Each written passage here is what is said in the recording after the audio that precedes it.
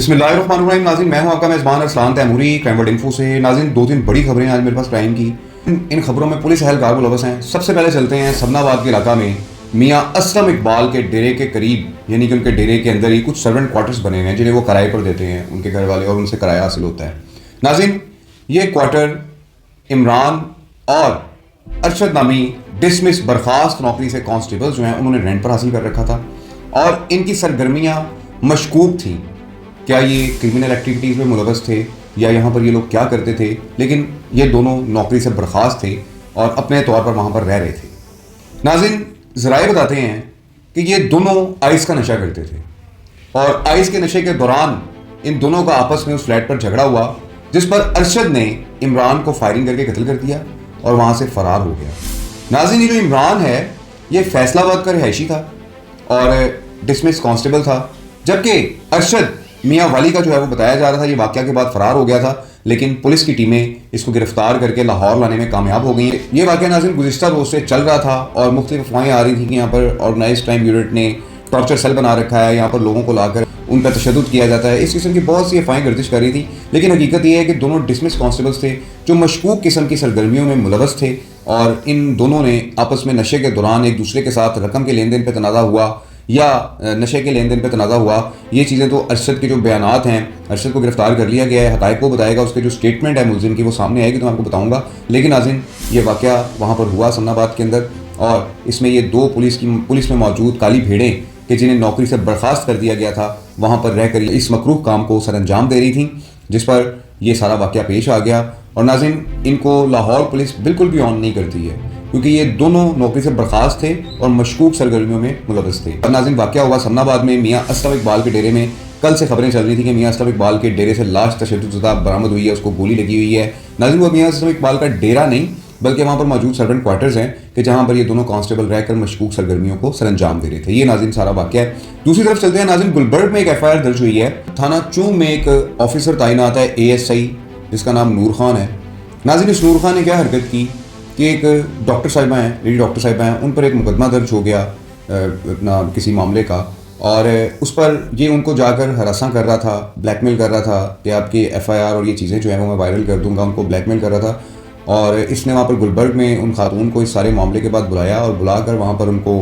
हाथ वगैरह फेरने की कोशिश की, जिस पर खातून ने 15 पर कॉल चलाई और ये ASI साहब को जो है वो गिरफ्तार करवाया गया। फिर इस ASI नूर खान के ऊपर थाना गुलबर्ग में जो है वो आला अफसरान के अहकामात के बाद मुकदमा दर्ज हुआ है इस नूर खान के ऊपर। नाज़रीन, ये सबसे बड़ी जो अहम खबर है आपकी मैं बता रहा हूँ आपको कि लाहौर में एक और चूम थाने में मुतय्यन ASI नूर खान पर मुकदमा दर्ज हुआ है थाना गुलबर्ग के अंदर एक खातून को हरासा करने के जुर्म में। ये नाज़रीन सूरत हाल है। उसके बाद नाज़रीन चलते हैं, हाई कोर्ट में एक बड़ा वाक़या पेश आया है इस लाहौर में। नाज़रीन, लाहौर हाई कोर्ट में एक शख्स आसिफ जावेद नामी ने, उसका फ़ैसला था एक जस्टिस साहब की कोर्ट के अंदर, वायलेशन और लॉ की वजह से हम उन कोर्ट का नाम नहीं ले सकते, उस कोर्ट के अंदर एक डिसीजन हुआ, एक फ़ैसला दिया गया कि जिस फ़ैसले को इस शख्स आसिफ जावेद ने कबूल नहीं किया और अदालत से बाहर निकल कर अपने जिस्म पर पेट्रोल छिड़क कर आग लगा ली कि जैसे ये प्री प्लान होता है कि अगर मेरा फ़ैसला मेरे हक़ में नहीं आया तो फिर मैं ये काम करूँगा, ये प्री प्लान। क्योंकि नाज़रीन, अचानक से हाई कोर्ट में पेट्रोल आ जाए और अपना साथ ही वहाँ पर मौके पे सबके सामने बंदा अपने आप को आग लगा ले, ये अनफॉर्चुनेटली ये वाक़या नहीं हुआ। ये पूरी प्लानिंग के तहत इस शख्स ने सारा वाक़या किया है, और ज़राए बता रहे हैं कि ये एक सरकारी मुलाजिम था कि जिसने अपना इसको नौकरी से फारिग कर दिया गया था, और इसने अपनी नौकरी की बहाली के लिए जो वहाँ पर रिट लगा रखी थी कि जो रिजेक्ट होने के बाद इस आसिफ जावेद नामी शख्स ने हाई कोर्ट के अहाता में खुद पर पेट्रोल छिड़क कर आग लगा ली और इसे ज़ख्मी हालत में हस्पताल मुंतकिल किया गया है। अब तक की जो इतलात आ रही हैं, अब तक की इतलात के मुताबिक ये शख्स आसिफ जावेद नामी शख्स अभी तक ज़िंदा है और इसकी जो है वो हालत बेहतर हुई है। लेकिन मज़ीद आगे क्या हालात चलते हैं इस बारे में कोई फॉलोअप आएगा तो मैं आपको ज़रूर से आगाह करूँगा, लेकिन इस वक्त तक की नाज़रीन बड़ी अपडेट ये है नाज़रीन। उसके बाद नाज़रीन खबर है कि लाहौर पुलिस के 100 के करीब कांस्टेबल्स को नौकरी से फारिग कर दिया गया है। जी नाज़रीन, सस्पेंड भी नहीं किया गया, डिसमिस फ्रॉम जॉब किया गया। क्या किया था इन 100 कांस्टेबल्स ने, ये मैं आपको बताता हूँ। नाज़रीन, लाहौर में मैच हो रहे हैं, कज़ाफ़ी स्टेडियम, बहुत ज़्यादा टीमें आ रही हैं और एक एक्टिविटी चल रही है, स्पोर्ट्स एक्टिविटी चल रही है लाहौर में, और इन तमाम कांस्टेबलान को वहाँ पर तैनात किया गया था, इनकी ड्यूटी लगाई थी वहाँ पर सिक्योरिटी पर। इन 100 अफराद ने वहाँ पर अपनी ड्यूटी करने से, मैच ड्यूटी करने से इनकार किया, जिस पर आला अफसरान ने इन तमाम 100 के 100 अफराद को नौकरी से فارغ کر دیا۔ ناظرین سب کی رپٹ درج ہوئی ہے، باقاعدہ طور پر رپٹ کی کاپی آپ لگی دیکھ رہے ہیں، یہ 100 کے قریب افراد ہیں۔ ناظرین یہ خبر ہے کہ ان 100 کانسٹیبلز کو نوکری سے برخاست کیا گیا ہے۔ اس کے بعد ناظرین چلتے ہیں سب سے اہم خبر کی طرف۔ یہ خبر ناظرین گزشتہ روز کی ہے، ستو قتلہ کی، کہ جہاں پر ایک شخص عرفان خالد کو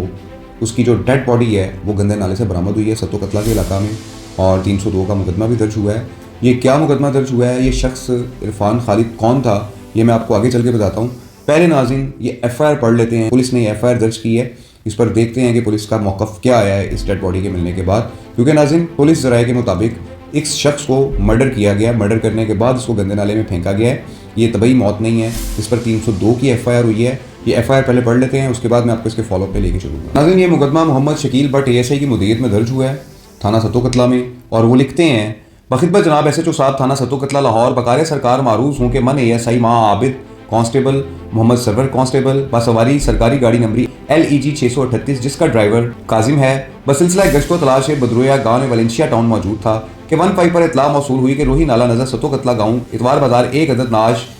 مرد اسم و مسکن نامعلوم نالے کے اندر موجود ہے، جو اطلاع پا کر میں ماں ہمراہیہ فوری طور پر جائے متذکرہ پر پہنچے تو ایک عدد لاش اسم و مسکن نامعلوم گندا نالہ میں موجود پائی، جو بذریعہ control 1122 rescue finger print lab و کرائم سین ٹیم PFSA کو مطلع کیا گیا۔ اسی اسنا میں ریسکیو 1122 حاضر آئے اور ناش کو نالے کے اندر سے باہر نکالا۔ سرسری ملاحظہ کرنے پر ناش اسم و مسکن نامعلوم عمر تقریباً 45 سال معلوم ہوتی ہے، جس کے جسم پر تشدد کے نشانات نظر آئے، گلے میں پھندا اور سر پر ضرب کے نشانات موجود تھے۔ حالات و واقعات سے ایسے معلوم ہوتا ہے کہ اسم و مسکن نامعلوم شخص کو نامعلوم اشخاص نے نامعلوم وجوہات کی بنا پر قتل کر کے ناش کو گندے نالے میں ثبوت مٹانے کے غرض سے بہا دیا ہے، لہٰذا سر دست جرم 302 301 تے پہ پائی جا کر تحریر استغاثہ ہزا بغرض قائمی مقدمہ بدست عابد کانسٹیبل ارسالے تھانہ ہے، مقدمہ درج کر کے تفتیش شعبہ انویسٹیگیشن کے حوالے کی جائے اور تفتیشی افسر کو موقع کا روانہ کیا جائے۔ میں موقع پر موجود ہوں، دستخط بحروف اردو شکیل احمد بٹ ASI۔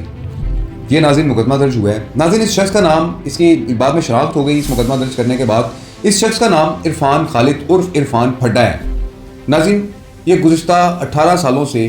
مختلف لاہور کے چھوٹے اخبارات جو B گریڈ پیپرز جنہیں کہا جاتا ہے، C گریڈ پیپرز جنہیں کہا جاتا ہے، ان اخبارات میں بطور صحافی اپنے فرائض سر انجام دیتا تھا، اور مبینہ طور پر بتایا جا رہا ہے کہ یہ چھوٹے موٹے جو کام کرنے والے لوگ ہوتے تھے، 2 نمبر کام کرنے والے جو چھوٹے موٹے لوگ ہوتے تھے، ان کو یہ فون کرتا تھا، ان کے خلاف خبریں بھی لگاتا تھا، اور مبینہ طور پر بتایا جا رہا ہے کہ یہ بلیک میل کرتا تھا انہیں، جس کے بعد اس کی جو ہے یہ لاش ملی ہے۔ یہ کون لوگ ہیں، یہ کیا معاملہ ہے، اس کی ساری جو ہے وہ تفتیش کی جائے گی، تحقیق کی جائے گی، اور پھر سامنے آئیں گی یہ ساری چیزیں کہ عرفان پھڈا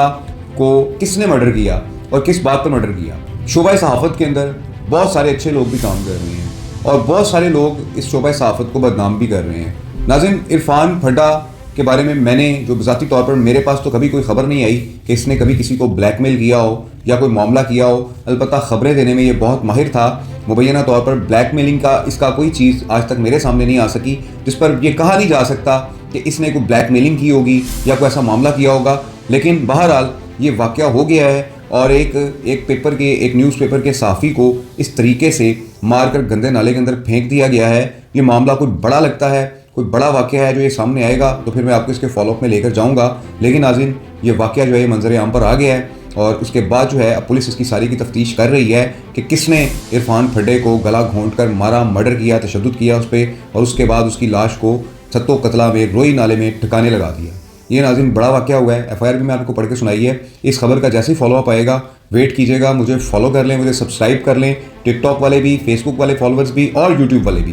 تو میں آپ کے سامنے آتا رہوں گا اور اس قسم کی آپ کو خبریں جو جینوین خبریں ہیں میں دیتا رہوں گا۔ اس ویلاگ کے ساتھ اجازت دیجیے، اللہ حافظ۔